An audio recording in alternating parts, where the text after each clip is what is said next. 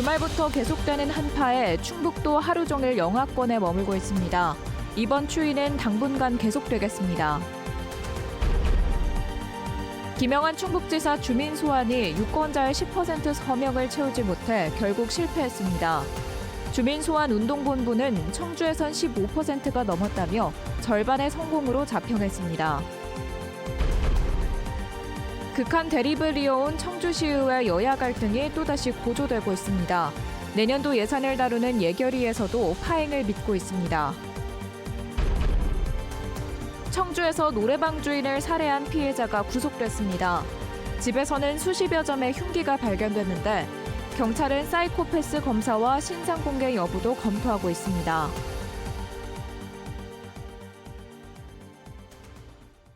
시청자 여러분 안녕하십니까? 계속해서 뉴스데스크 충북 소식입니다.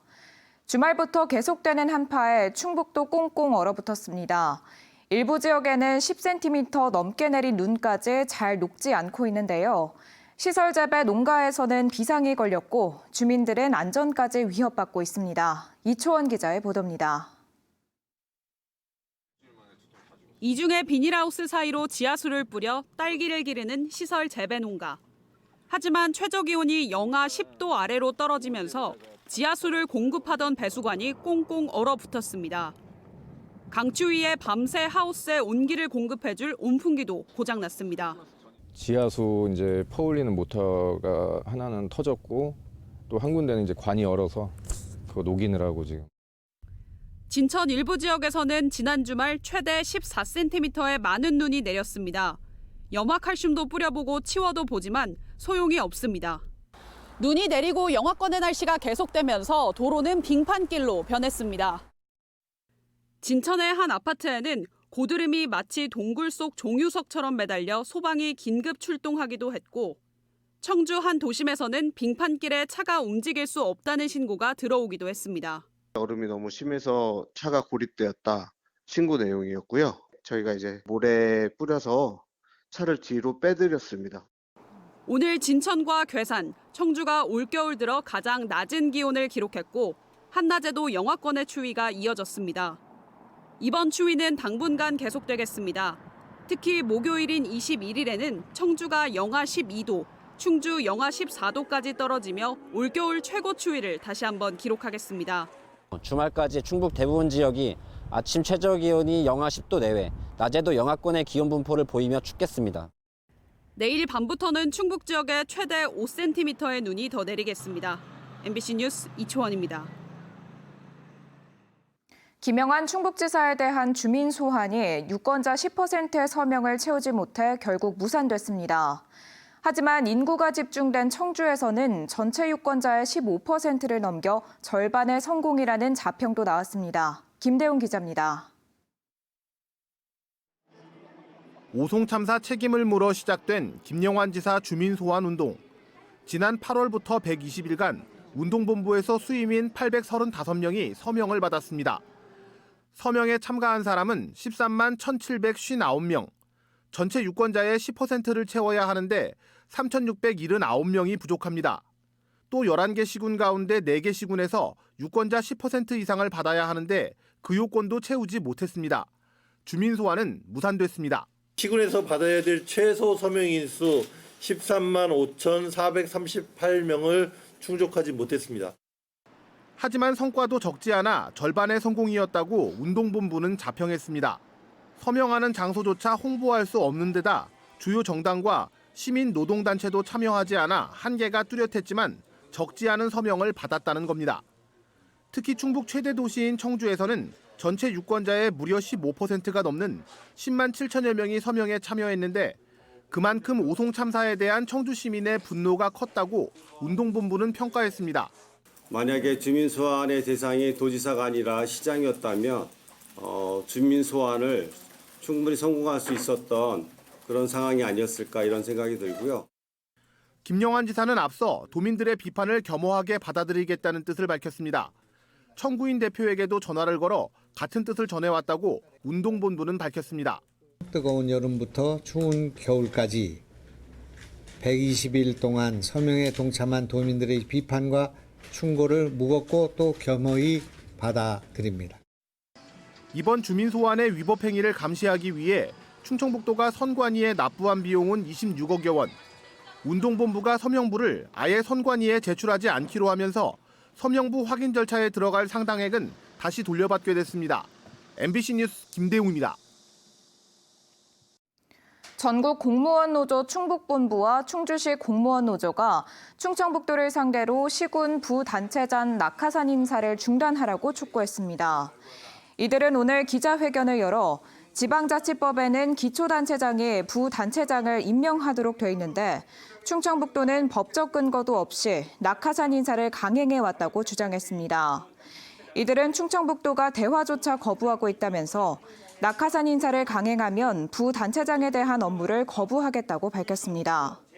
지방자치법 시행령 개정에 따라 내년부터 음성과 진천, 옥천의 부단체장은 4급에서 3급으로 상향됩니다.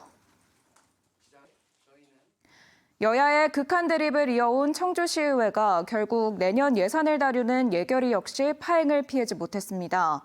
다가오는 총선 전국에 여야가 타협할 만한 해법조차 마땅치 않아 시민들만 고스란히 피해를 떠안게 될 거라는 우려가 높아지고 있습니다. 이병선 기자입니다. 청주시의 내년도 예산안을 다루는 시의회 예결위원회. 국민의힘 소속 의원들만 참석했고 민주당 소속 의원들은 자리조차 없습니다. 지난 8월 국민의힘 단독으로 청주 출신의 예결위원장을 선임하자 민주당 의원들이 반발하며 일괄 사임한 뒤 아직도 정상화가 안 된 겁니다. 청주청원 통합 당시 상생발전 합의안은 향후 12년간 전반기 시의장과 후반기 부의장, 예결위원장과 농업정책위원장은 옛 청원군 출신이 맡도록 했습니다. 하지만 국민의힘이 청주 출신의 박봉규 의원을 예결위원장에 앉힌 것은 청주청원 통합 관련법과 조례를 어긴 것이라는 게 민주당의 주장. 김병국 의장께서도 통합 1대 전반기 그리고 통합 3대 전반기 의장을 할 수 있었던 것은 바로 이 상생협약에 의해서 청원군 출신이기 때문에 그러했거든요. 하지만 국민의힘은 통합 이후 많은 시간이 지났고 3대 의회에서 선거구가 개편돼 청주청원에 대한 개념이 없어졌다며 민주당의 요구를 일축하고 있습니다. 민주당은 김병국 의장이 유감을 표명하고 후반기 원 구성 시 상생협약 이행을 약속하면 예결위에 복귀하겠다고 국민의힘에 제안했지만 역시 거절당한 것으로 알려졌습니다. 문제는 여야의 주도권 경쟁이 과열되는 총선 전국이 다가올수록 해법 찾기가 더욱 어려워질 우려가 높다는 것입니다. 연초부터 불거진 김병국 의장 불신임한 발의, 임정수 의원의 민주당 탈당과 동료 의원 고소 등 극한 대립으로 인한 피로감마저 팽배해 타협의 동력을 찾기도 쉽지 않은 상황입니다. 어떠한 이유라도 단체장이나 지방의원들은 지역 주민들을 위해 존재하는 사람들입니다. 빨리 정쟁을 멈추고 본연의 임무에 충실하여 주민들을 안심시키는 것이 급선무입니다.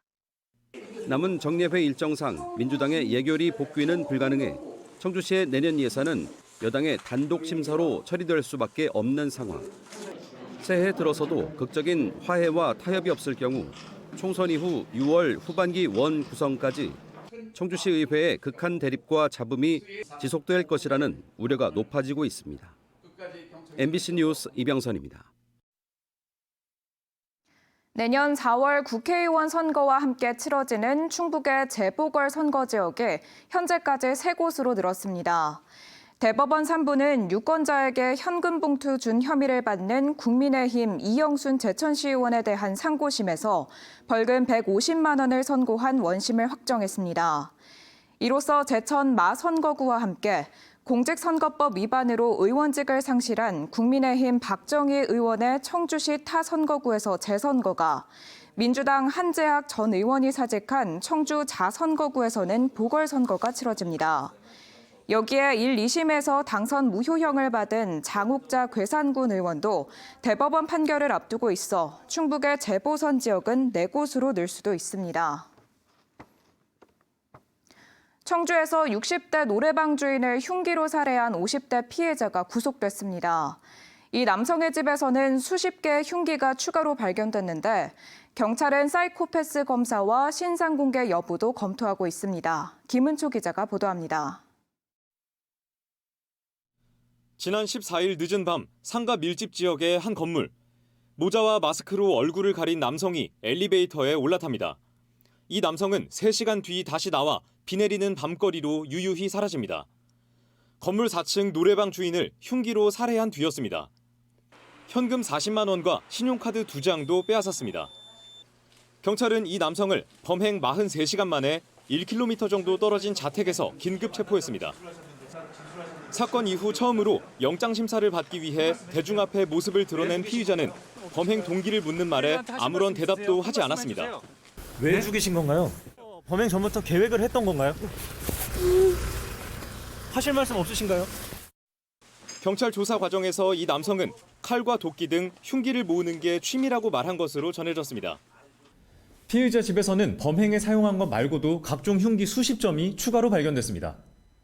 범행 전에는 주변을 돌며 대상을 물색했고 노래방을 범행 대상으로 정한 뒤에도 손님이 없을 때까지 3시간 가까이 계단에서 기다린 것으로 조사됐습니다. 기억이 안 난다고 주장하고 있습니다. 노래방 들어가기 전에 한 2시간 동안 망을 봤어요. 계속 골목에서 사람들이 누가 올라가는지 내려가는지를 망을 본 것 같습니다. 법원도 사건의 중대성과 도주 우려 등을 들어 구속영장을 발부했습니다. 이에 따라 경찰은 구체적인 범행 동기를 수사하는 한편 사이코패스 진단검사와 신상정보 공개 여부도 검토할 계획입니다. MBC 뉴스 김우초입니다. 전 여자친구가 키우던 고양이를 해치고 살인 예고글까지 남겼던 20대가 결국 구속됐습니다. 청주청원경찰서는 지난 11일 자신을 다시 만나주지 않는다는 이유로 전 여자친구 집에 무단 침입해 키우던 고양이를 죽이고 대학 커뮤니티에 살인 예고글을 올린 20대 대학생을 주거 침입과 협박, 스토킹 처벌법, 동물보호법 위반 등의 혐의로 구속했습니다. 앞서 경찰은 이 남성을 대상으로 전 여자친구에 대한 접근과 연락을 제한하는 잠정 조치 2, 3호 처분을 내렸습니다. 학교 성폭력 사안을 신속하게 처리하기 위한 대책이 추진됩니다. 충청북도 교육청은 성 관련 문제가 생길 때마다 학교에서 상담과 신고, 심의를 맡던 지금과 달리 내년부터는 조직 개편을 통해 본청 전문 인력이 직접 조사하고 피해자 보호에 나서겠다고 밝혔습니다. 도교육청은 또 여러 유형의 성폭력 사건에 대처하기 위해 다양한 사례와 판례를 담은 길라잡이 책자도 보급할 계획입니다. 술에 취해 순찰차를 파손한 20대 경찰관이 입건됐습니다. 지난 13일 밤 10시 20분쯤 청주시 서문동 청주대교 근처 인도에서 잠을 자던 20대 경찰관은 자신의 귀가를 도우려던 경찰의 순찰차를 주먹으로 쳐 햇빛 가리개를 파손한 혐의 등으로 불구속 입건됐습니다. 경찰은 조만간 해당 경찰관에 대한 징계위원회를 열어 징계 수위를 결정할 계획입니다. 경영 적자 상태인 충주의료원이 노사 합의를 통해 1억 원 상당의 올해 연월차 수당 전액을 반납하기로 했습니다. 충주의료원 노동조합은 병원 정상화를 위해 고통을 분담하고 경영 위기를 함께 헤쳐나가자는 의미로 연월차 수당 반납을 결정했다고 밝혔습니다. 충주의료원은 코로나 기간 의료진 이탈과 진료 축소의 여파로 올 상반기 매달 10억 원의 손실이 발생했습니다. 수해 복구 사업 과정에 불만을 가진 이장이 담당 여성 공무원을 폭행해 논란이 되고 있습니다. 전국 공무원 노조 옥천군 지부는 지난 12일 수해 복구 현장에서 이장 한 명이 50살 여성 팀장의 판을 손으로 내리쳐 전치 2주의 상해를 입혔다면서 해당 이장의 해임과 재발 방지 대책을 요구했습니다. 이에 대해 해당 이장은 수해 복구 공사를 잘못해 순간적으로 화가 났다면서 앞으로는 이런 일이 없게 하겠다고 말했습니다. 제천에서 처음으로 1억 원 이상 고액 기부자 모임인 아너 소사이어티 회원이 나왔습니다. 충북사회복지공동모금회는 제천의 한 소방 관련 업체 대표 유호경 씨가 5년 내 1억 원 기부를 약속하며 아너 소사이어티 회원으로 가입했다고 밝혔습니다. 이로써 충북사회복지공동모금회에 1억 원 이상 고액 기부를 약속한 아너 소사이어티 회원은 80명으로 늘었습니다. 충북 변호사회가 우수 법관과 검사를 선정해 발표했습니다. 올해 평가에서는 청주지방법원 이수현, 빈태욱 부장판사 등 8명이 우수법관으로 선정됐고 윤춘구 수사검사와 남상관 공판검사 등 5명이 우수검사로 선정됐습니다. 변호사회는 모든 법관과 검사의 평가 결과와 내용을 정리한 결과 보고서를 각 기관에 전달했습니다. 음성군이 국립소방병원을 통한 지역 활성화를 위해 다양한 사업을 추진합니다. 음성군이 마련한 국립소방병원과 연계한 종합발전계획 연구용역 최종 보고회에는 메디 헬스케어 타운과 헬스케어 주거담지 등 소방 분야 38가지 사업이 제시됐습니다. 뉴스데스크 충북 소식 마칩니다. 고맙습니다.